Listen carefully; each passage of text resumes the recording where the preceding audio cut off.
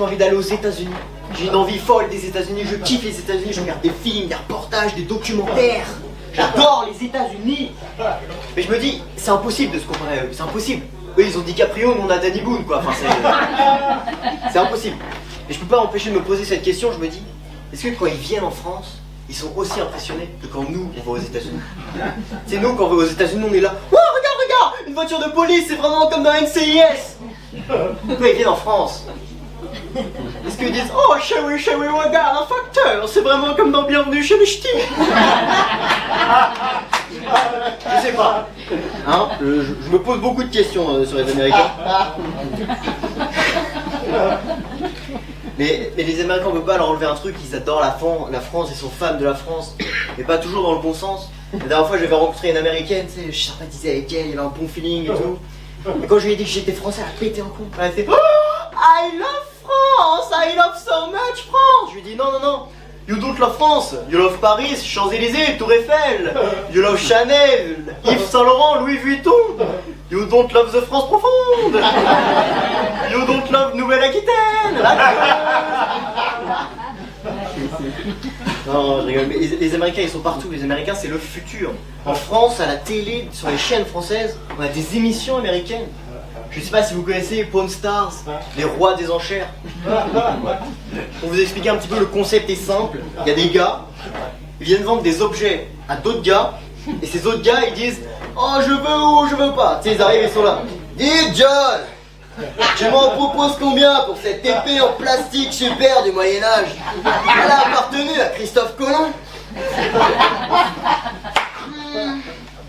Voyons voir. Je dirais 57 $. Oh. Est-ce qu'on pourrait pas monter l'enchère à 60? Je voudrais faire plaisir à ma femme. Bah pour 60, c'est une affaire qui roule, mon cher Derek.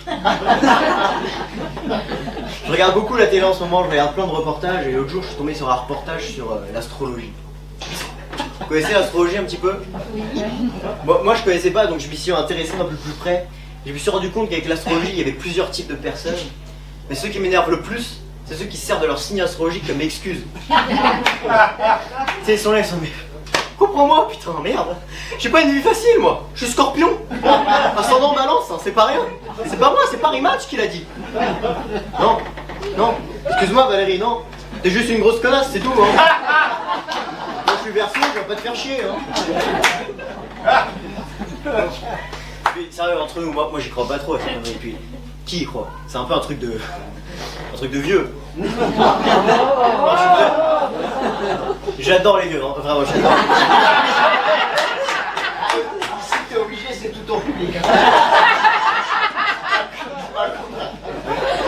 J'ai absolument rien contre les vieux, mais seulement, selon moi, il y a deux types de vieux, tu sais. T'as le vieux sympa, il est là, positif, souriant, enthousiaste, c'est là, oh, la jeunesse, j'adore la jeunesse, c'est super. Et puis après, il y a on l'appellera le vieux de base. Et en fait, pour le vieux de base, l'adolescent, il sait que porter des joggings et jouer à la console. Mais c'est faux.